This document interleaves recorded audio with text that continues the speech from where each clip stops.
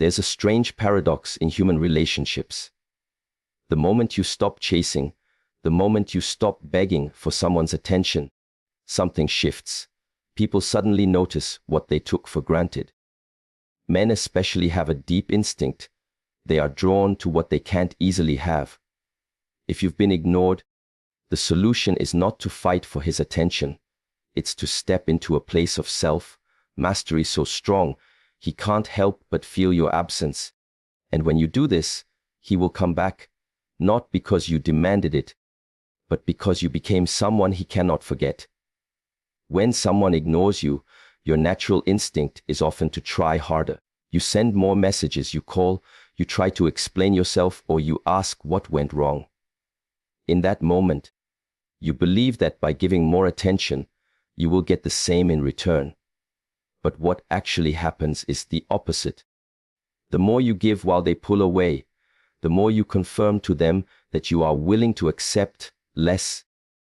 And once a person realizes that you are willing to accept less, they have no reason to offer more.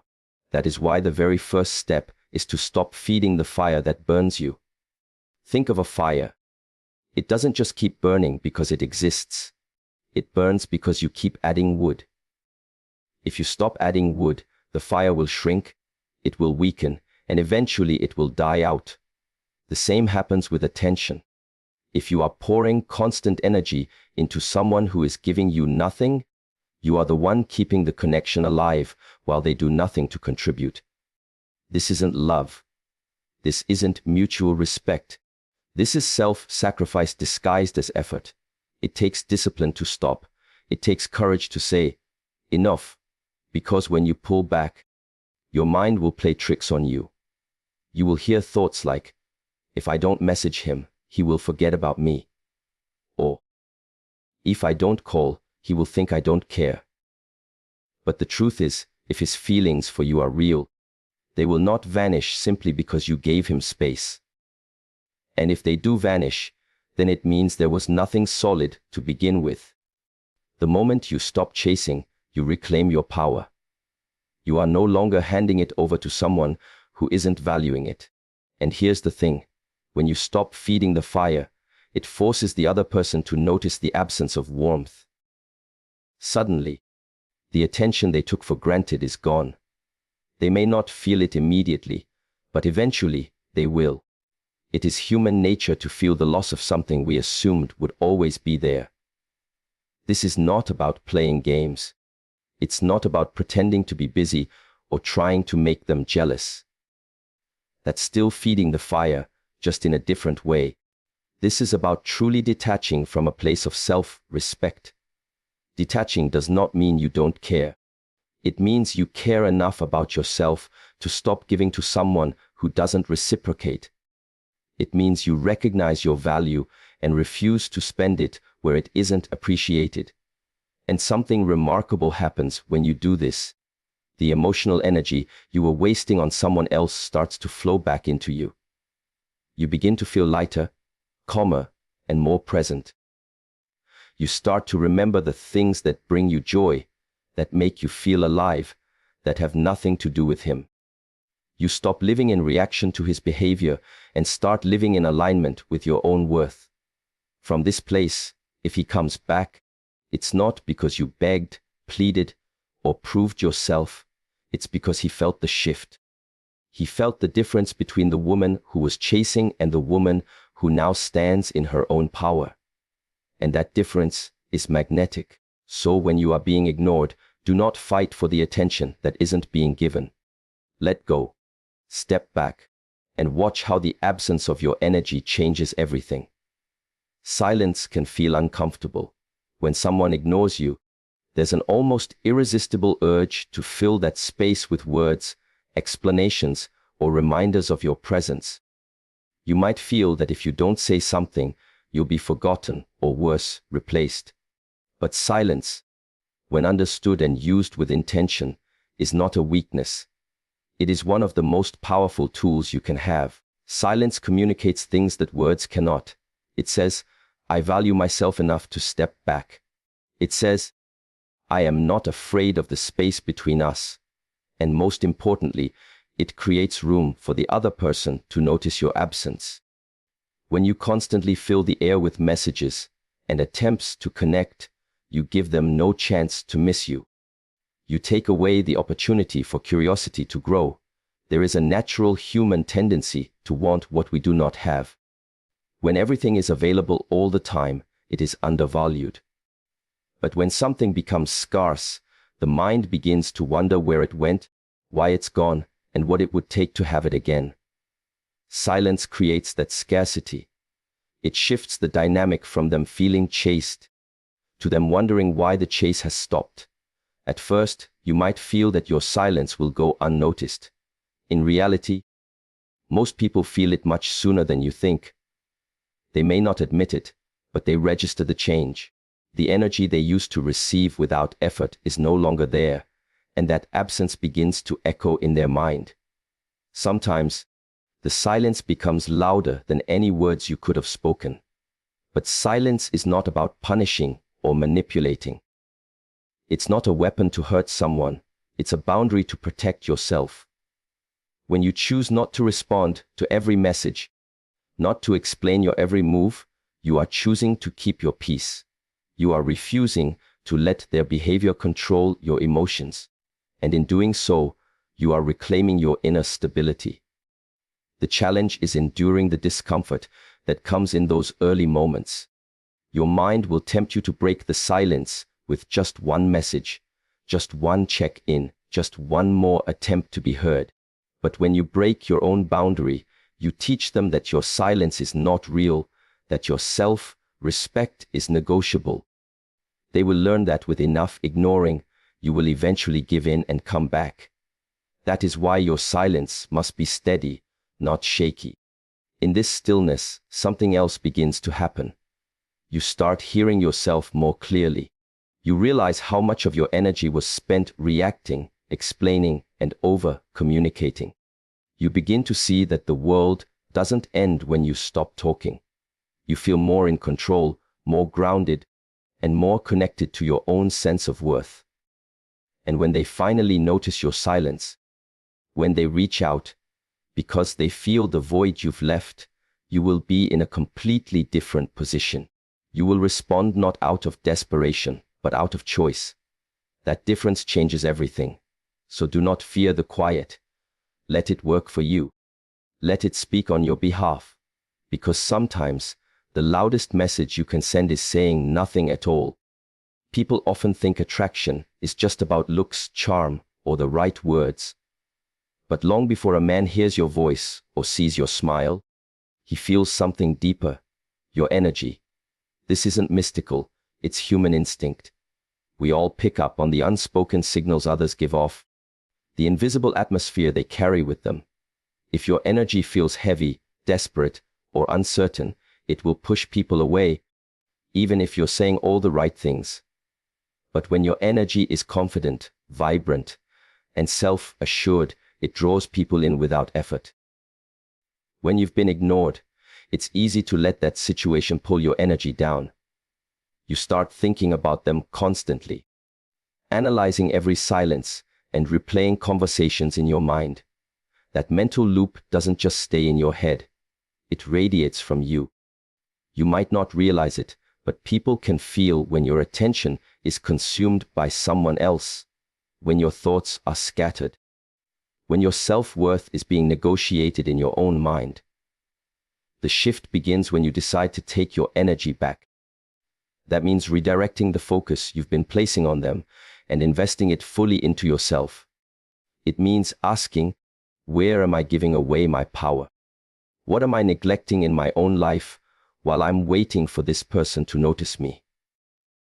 You start to rebuild your energy field by doing the things that make you feel alive. Moving your body, learning something new, spending time with people who value you, and creating experiences that expand your sense of who you are. And here's the truth: energy doesn't lie. When you are living in alignment with yourself, when you are growing, improving, and taking care of your mind and body, people sense it without you having to say a word. You walk differently. You speak differently. You carry a presence that makes others wonder what changed. And in the case of a man who once ignored you, he will feel it instantly. He might not understand why he's thinking about you again, but it's because the version of you he knew before no longer exists in the same way. This is why focusing on self-growth is not just about distracting yourself until he comes back. It's about becoming so centered and fulfilled that whether he returns or not, your life is still abundant. Ironically, it's this very independence that often triggers a man's instinct to come closer. When he senses that you are no longer waiting for him, that you have filled your own life with purpose and joy, you become a mystery again. You become someone who is not easily claimed, and that pulls at something deep within him. But it's important to be genuine in this process. If you're only pretending to be busy or acting like you've moved on while secretly watching your phone every hour, the energy you're putting out will still be one of waiting. You can't fake the kind of shift that truly changes how people respond to you. It has to be real. It has to come from the decision that you will not let anyone else's behavior determine your sense of worth. When your energy becomes magnetic, you stop having to chase. You stop having to convince anyone of your value. The right people are drawn to you, and the wrong people are naturally filtered out. And the ones who once ignored you, they will feel the difference, and they will not be able to forget it. We live in a world where people share everything, every thought, every mood, every detail of their day. And while openness can build connection, it can also remove one of the most powerful forces in human attractions, curiosity. When someone feels like they already know everything about you, there's no reason for their mind to wander. There's no space for questions. And questions are what keep people thinking about you when you're not around. When a man ignores you, the temptation is often to over-explain. You want to tell him what you're feeling, what you're thinking, what he's missing. You want to make sure he understands your side. But in doing so, you remove the very thing that could draw him back, mystery. The less he knows about what's going on in your life, the more his imagination fills in the blanks. And often, his imagination will paint a far more interesting picture than reality ever could. Mystery doesn't mean playing games or creating fake stories. It simply means that you stop offering yourself on a silver platter. You stop giving a constant play-by-play of your emotions and your daily activities. You let him see you living, but you don't tell him every detail of how you're doing it. Maybe he hears that you've been busy, but he doesn't know exactly with what. Maybe he sees that you're smiling in a photo, but he doesn't know who took it. That small gap between what he knows and what he wonders is where curiosity lives. And curiosity is powerful. It makes him think about you when he's at work, when he's driving, when he's lying in bed. It makes him start to question whether letting you slip away was a mistake. When a man doesn't know everything, he has to seek answers, and that pursuit is where attraction begins to grow again. But for this to work, you must actually have a life worth wondering about. You can't just withdraw information and expect interest to appear out of nowhere. You need to be out there, building experiences, growing, creating moments that are yours. This way, when small glimpses of your life do surface, they carry a weight that makes him want to know more. The best kind of mystery isn't manufactured. It's the natural result of a full, vibrant life that isn't centered on him. There's also another layer to mystery, and it's internal. It's not just about what you show, it's about what you allow him to feel when he's around you. If you are always predictable in your responses, if he can anticipate exactly how you will react to everything he does, there's nothing for him to explore. But when you are calm where others would be angry, playful where others would be serious, confident where others would be insecure, you become intriguing, you stand out. And that is the kind of energy a man will chase because it challenges him in the best possible way.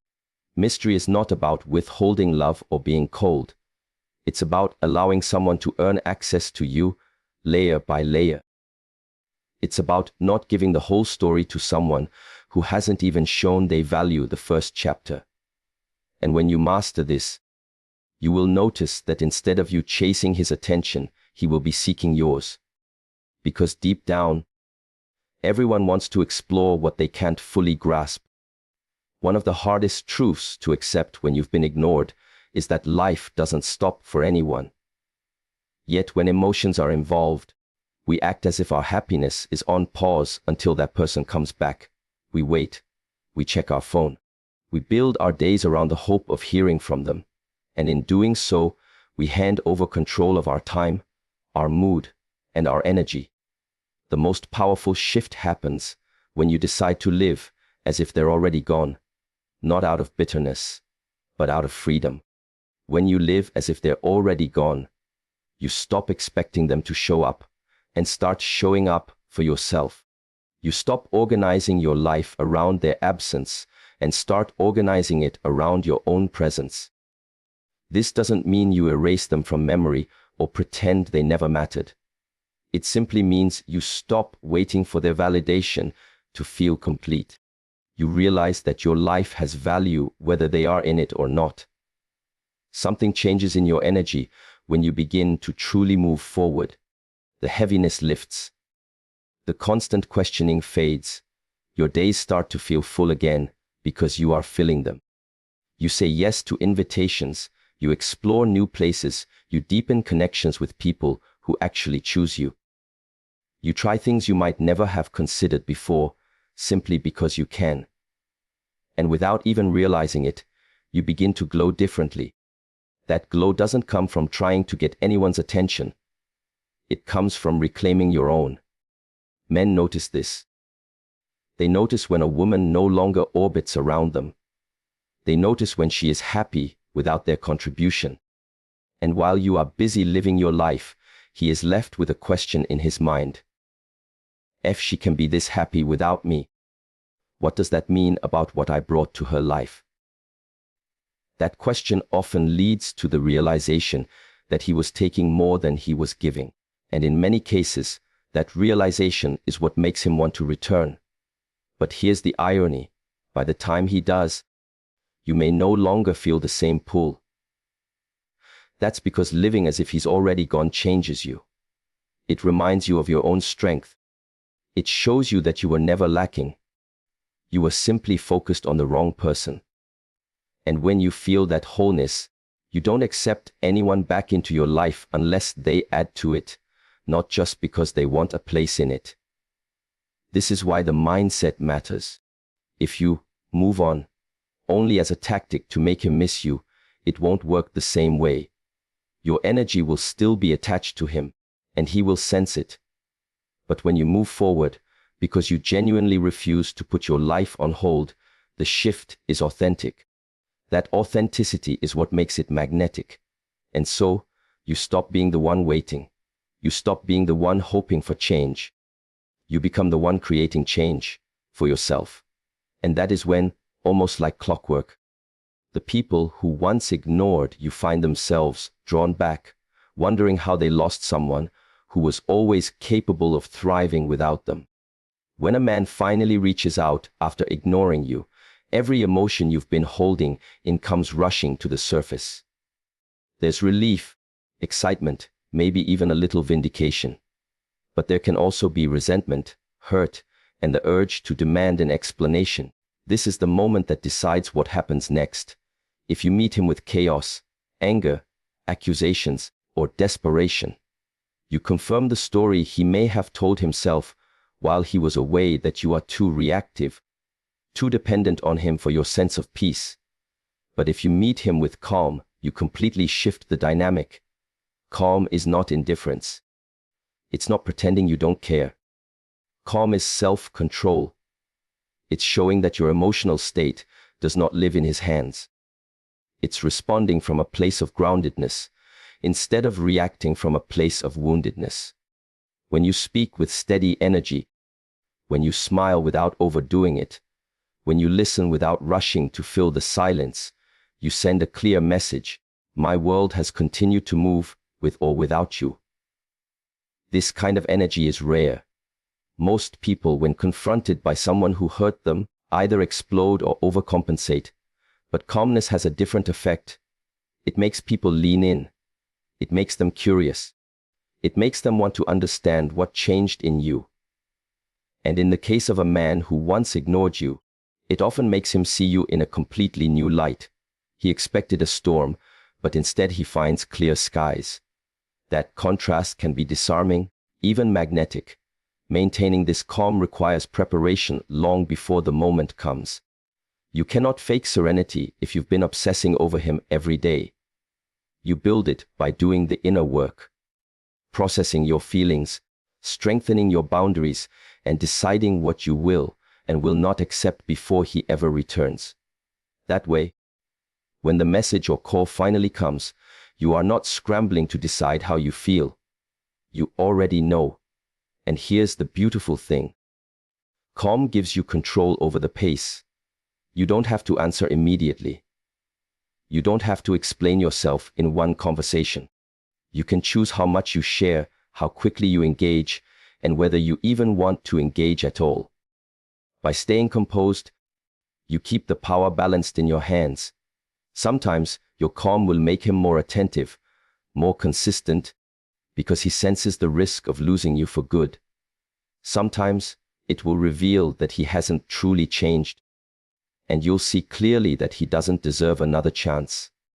Either way, you win, because your calm keeps you from making decisions you'll regret in the heat of emotion. The truth is, people remember how you make them feel. If, after a period of distance, you make him feel tension and conflict, he will pull away again. But if you make him feel at ease, if you show that your life is already whole, you create an environment he will want to return to. Calmness is not weakness. It's the quiet strength that makes others realize they can't shake your stability. So when he comes back, don't let the past chaos decide your present. Let your composure speak for you. Because nothing is more powerful than a person who can look into the eyes of someone who once ignored them and still radiate peace.